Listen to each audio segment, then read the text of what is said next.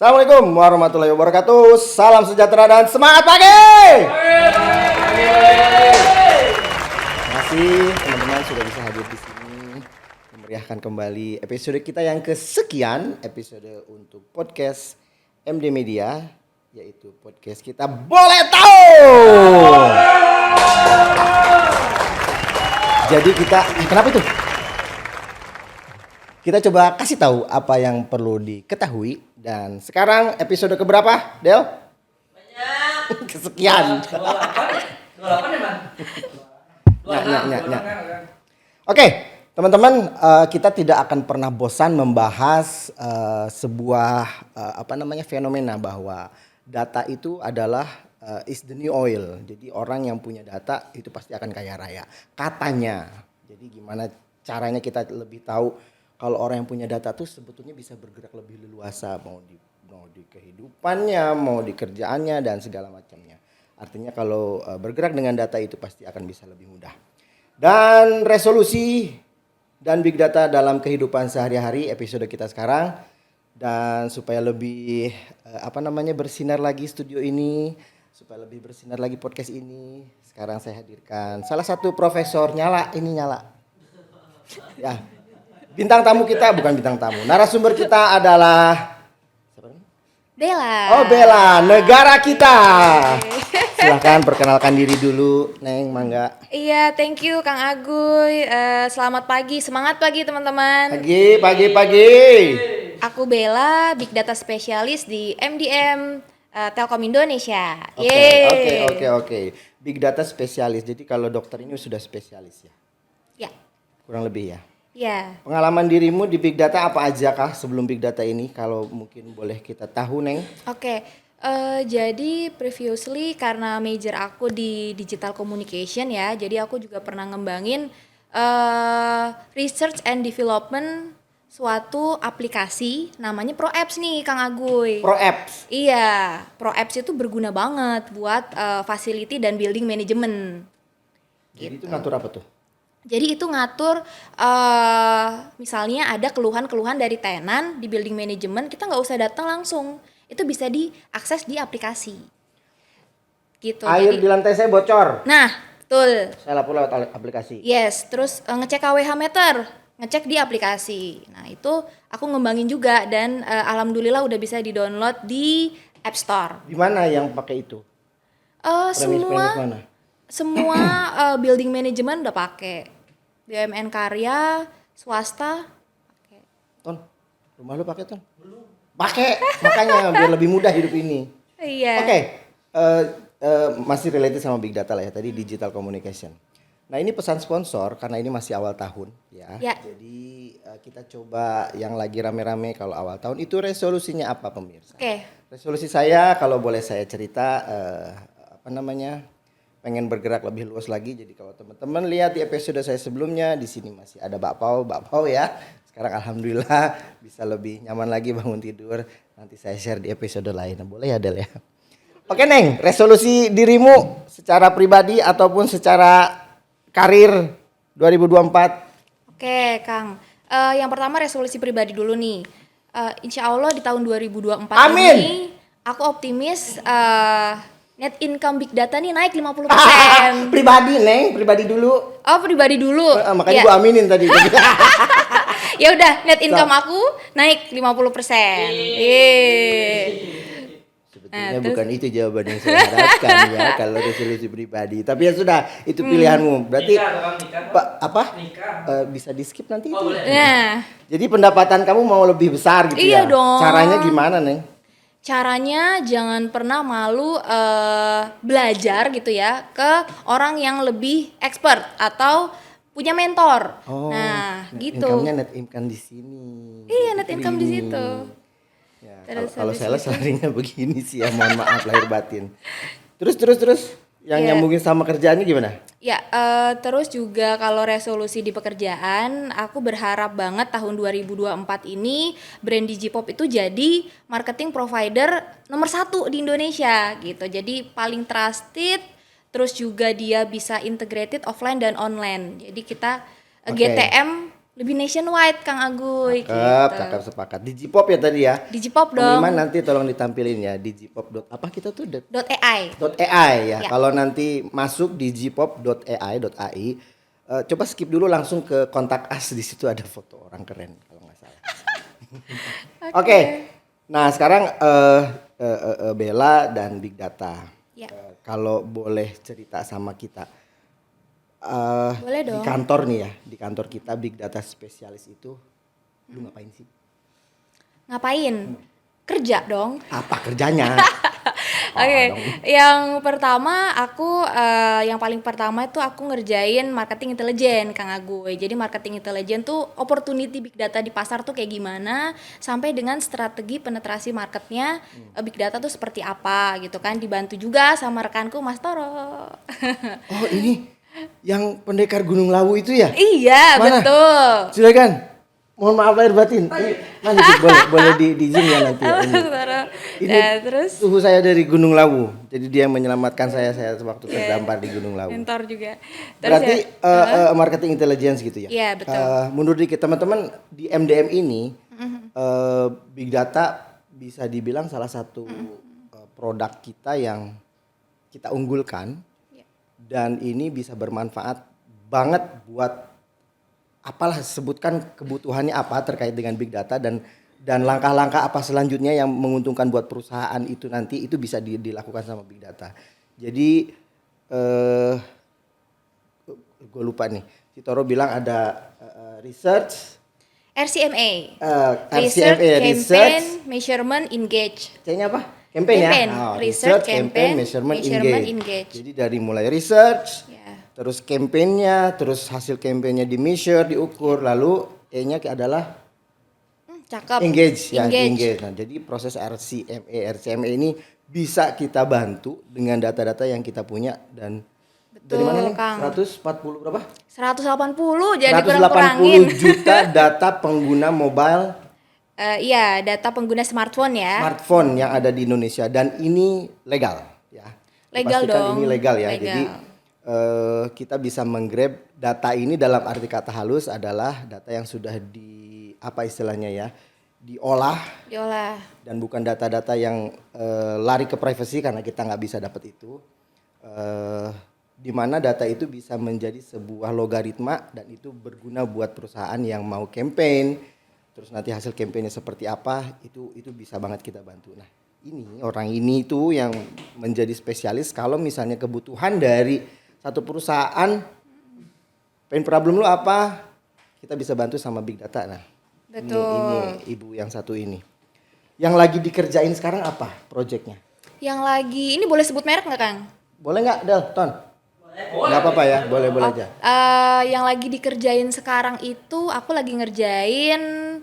lagi tahun 2024 ini kan kita zamannya kolaborasi nih ya, biar kita bisa jadi strong business together gitu kan. Yang pertama aku lagi ngerjain bareng data marketplace nih Kang Aguy. Nah, data marketplace ini berguna banget untuk banking and financial industry. Untuk orang-orang yang misalnya mau ngambil loan itu di verify dulu datanya. Jadi kita support profiling audiensnya, kita support orang ini tuh ya pokoknya intinya perusahaan tuh bisa tahu pelanggannya tuh kayak gimana dan produknya untuk apa gitu. Brandnya apa? Tadi lu minta izin nyebut brandnya ada nggak? Brandnya banyak, ada BFI. Oke. Terus ada fintech besar juga. Oke. Terus kalau yang di Bapenda itu kita Bapenda juga? Iya, Bapenda juga. Kita masuk lewat Apexi nih Kang Aguy. Asosiasi Pemerintah Kota se-Indonesia, Ya, seluruh oke. Indonesia. Sebentar, kita agak slow ya, frekuensinya agak beda gitu kan. Kalau dia pakai WUS, gue masih Parahyangan gitu kan. Beda rel, beda Oke. kecepatan. BFI contohnya ya, atau perusahaan loan. Jasa masih bahasanya peminjaman gitu ya. Pain problem dia itu seperti apa awalnya? Ya, jadi Financial institution. Lu baru makan roti keju dari tadi dong, nyaut. Gimana? gini Kang Gimana? Aguy.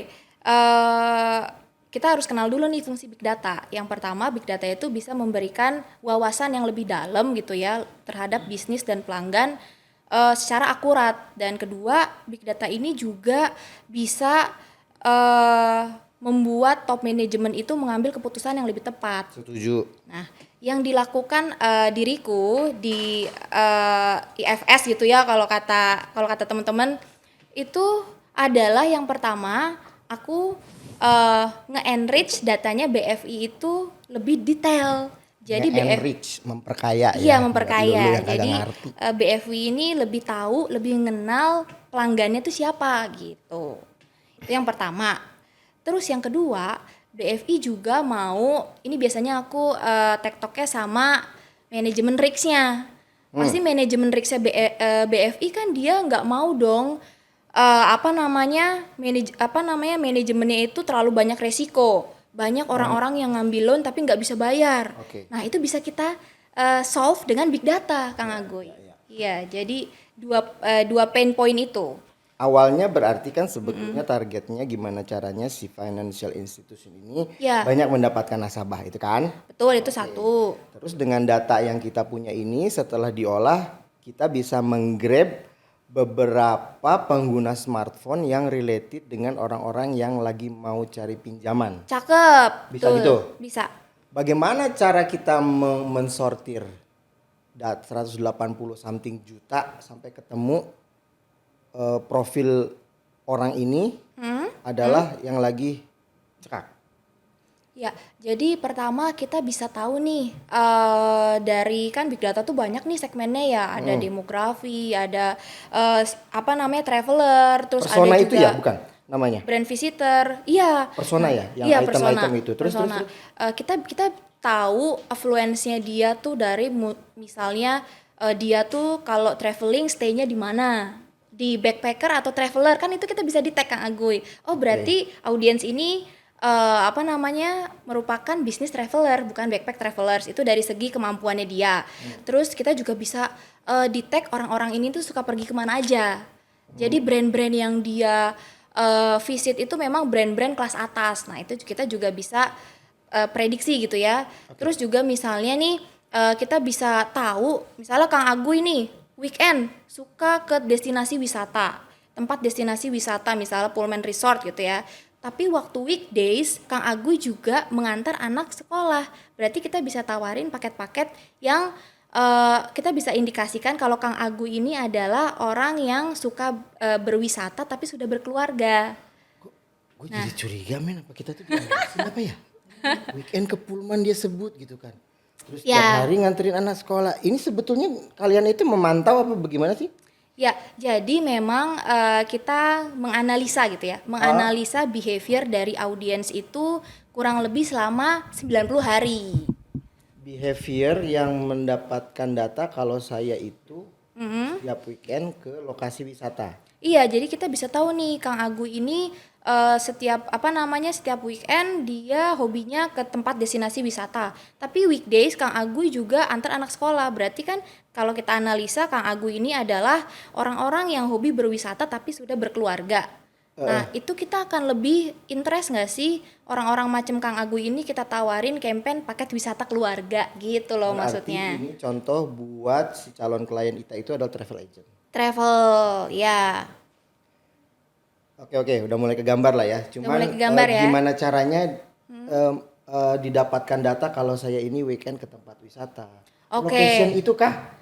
Location service Ya. dari smartphone kita. Itu yang pertama, gimana cara dapetinnya? Itu kita nge-track mobilitasnya Kang Agoy lewat aplikasi. Browsing historinya Kang Agoy nih. Misalnya, suka visit web-web yang destinasi. Itu kita bisa tahu. Terus juga Kang Agoy suka ke tempat-tempat kayak travel exhibition. Atau misalnya suka ngedownloadin aplikasi yang promo-promo gitu ya. Promo-promo travel.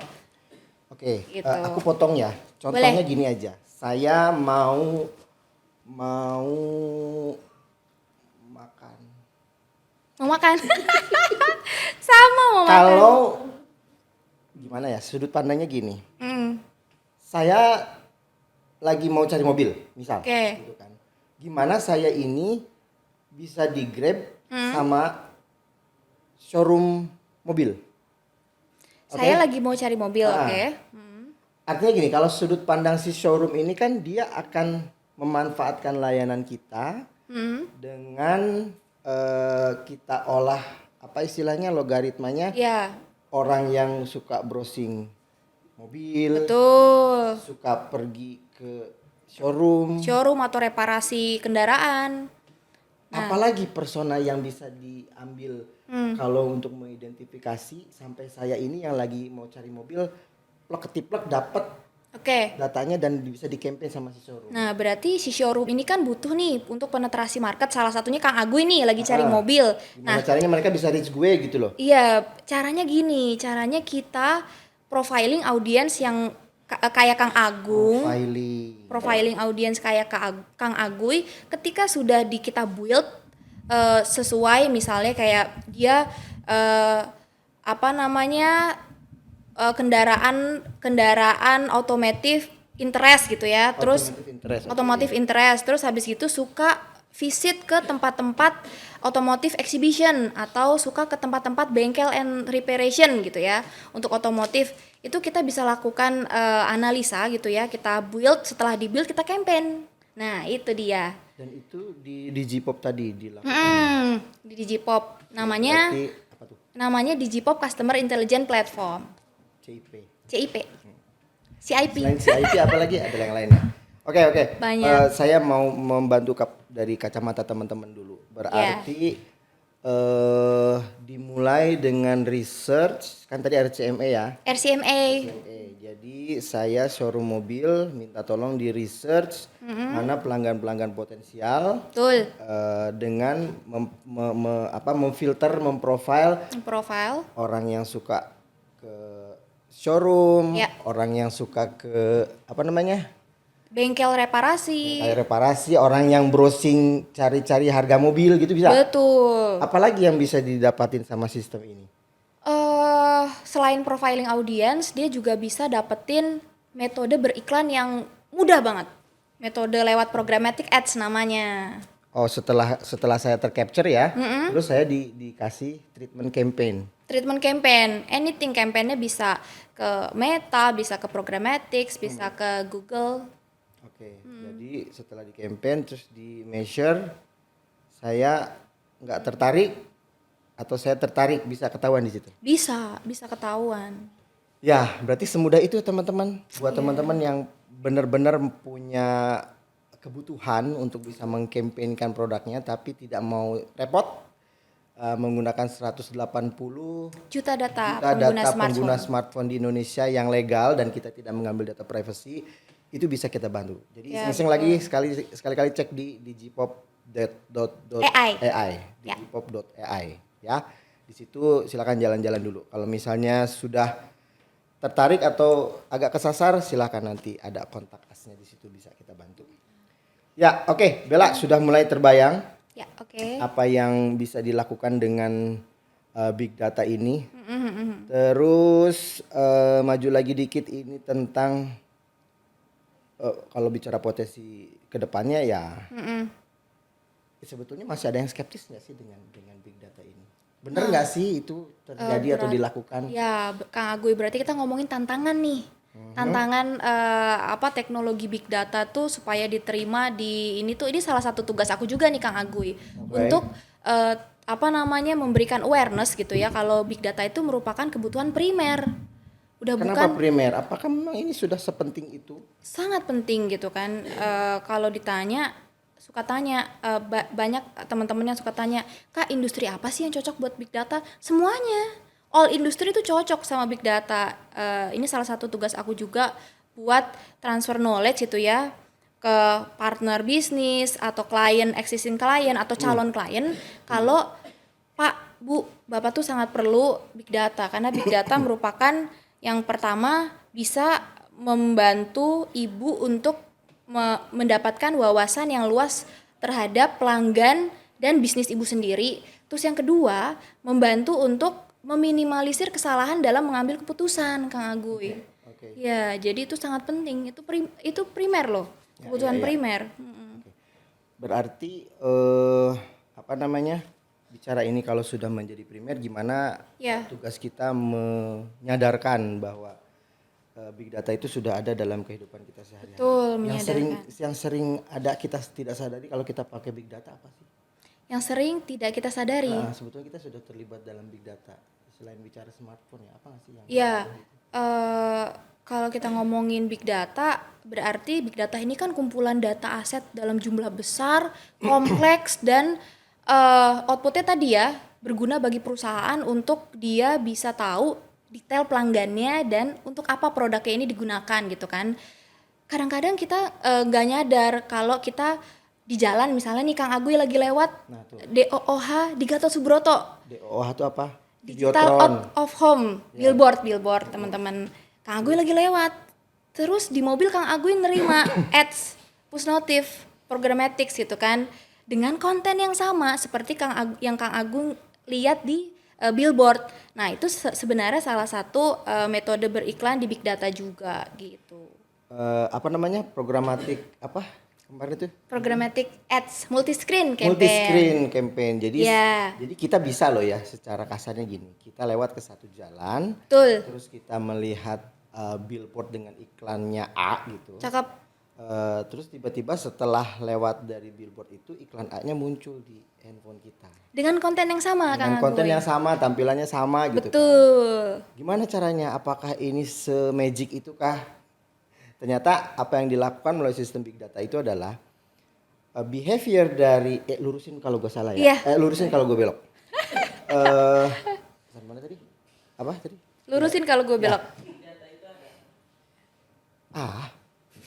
Jadi pada saat kita lewat ke jalan yang ada billboard tadi, smartphone kita itu tercapture, ya kan? Tercapture secara geolocation atau lokasi. Iya. Di mana Iya, Bi. lokasi itu orang-orang yang lewat ke lokasi dekat billboard itu Betul. di-grab oleh sistem big data ini, sistem yang kita punya, dan setelah kita grab diformulasikan lagi, difilterkan lagi atau diprofil lagi supaya lebih cocok dengan isi iklannya. Betul Misal, sekali. iklannya adalah iklan sekolah, berarti difilter lagi orang tua yang punya anak yang cocok dengan sekolah tersebut. Ya, Gitu parent kan. of Bisa school dari- children. Bisa Betul. dari usianya, gender bisa ya. Gender bisa. Gender bisa diprofil juga. Penghasilan Misalnya beauty enthusiast yang di iklan yang sekolah di dulu, billboardnya. sekolah dulu yang tadi. Oh, sekolah dulu, sekolah. Berarti kan kita nyasar orang tua yang secara finansial dan Ya. secara gender bisa mengambil keputusan supaya anaknya Betul. sekolah di situ. Iya. Ya kan? Gender bisa Gender bisa, apa affluence, SES, sosioekonomi status bisa. berarti itu menggambarkan pendapatan lah ya. Betul. Jadi Menggambarkan dengan pendapatan pendapatan yang sekian, dengan usia yang sekian dan terdeteksi dia itu adalah sebagai orang tua melihat dari behavior dia suka melihat apa namanya kebutuhan-kebutuhan anak, dapatlah nomor itu, lalu nomor itu yang akan bukan nomor ya, profil. Sorry, bukan profil. Bukan nomor ya, sekali lagi profil dari Device, profil device device-nya. itu dapat dan device itulah yang ditreatment dengan Iya, bener campaign banget. dari iklan sekolah gitu. Betul, betul. Jadi kalau secara magic loh dari billboard pindah ke handphone. Padahal ternyata Multi-screen ya? perjalanannya panjang, makanya kita sebut multi screen. Ya. Jadi behavior kita bergerak geolocation, behavior kita yang bisa terdeteksi dari sisi apa tadi gender, kita terdeteksi sebagai orang tua dan masuk kita dalam profil yang cocok buat dikampanyekan oleh iklan di billboard sekolah tadi. Gitu ya. Betul banget, Kang. Saya sudah cocok nih, sudah bisa dapat sertifikat nggak? Wis, bisa banget. Udah kegambar ya? Ada udah kegambar belum? Ngegambar apa kamu? Tony. Sudah ada gambaran ya buat teman-teman. Jadi big data ini semata-mata Mempermudah. betul mempermudah sekali alur kehidupan kita dan ternyata ini bisa bermanfaat juga untuk proses campaign, untuk membantu proses pemasaran dari produk you semua. Jadi silahkan sekali lagi cek di digipop.ai supaya bisa lebih mengejawantahkan lagi bahasa saya tadi sama bahasa siapa namanya? Bella. Cecep ya. Oke. Cep. Ya, silahkan kalau misalnya ada pertanyaan juga Iya. boleh di komen, tapi juga nanti boleh kontak Boleh, kita di Kang, boleh langsung kepoin IG-nya Digipop. Mangga. @digipop.ai sama. Kirain @agui teh ya. Aku Nggak teh. akan ada itu, Mak. Di @digipop.ai. Silakan Yes, dicek, langsung betul. di kepo-kepoin di situ. Kepo-kepo. Oke, nanti segmen kedua kita akan coba tes si spesialis ini bagaimana bisa kita collecting datanya juga supaya kita bisa tahu se-big data apa sih narasumber kita kali ini. Baik lagi ya, nanti segmen 2 podcast boleh tahu.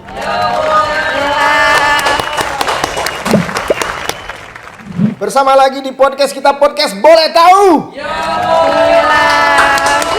Kita pasti memberitahu apa yang kamu harus tahu. Dan ini soal big data di kehidupan kita sehari-hari, nyambung dengan resolusi awal tahun 2024, dan resolusi yang pasti adalah buat kamu pengusaha, businessman, businesswoman, apapun itu, kalau mau campaign bisa dibantu melalui big data ini. Cek bagaimana big data ini bekerja, bisa kita bantu researchnya, kita bantu campaignnya, hasil campaignnya kita ukur, dan hasil pengukuran itu bisa kita treatment lagi, engage supaya klien kita tidak berkurang atau bahkan bertambah. RCMA, cek di digipop.ai.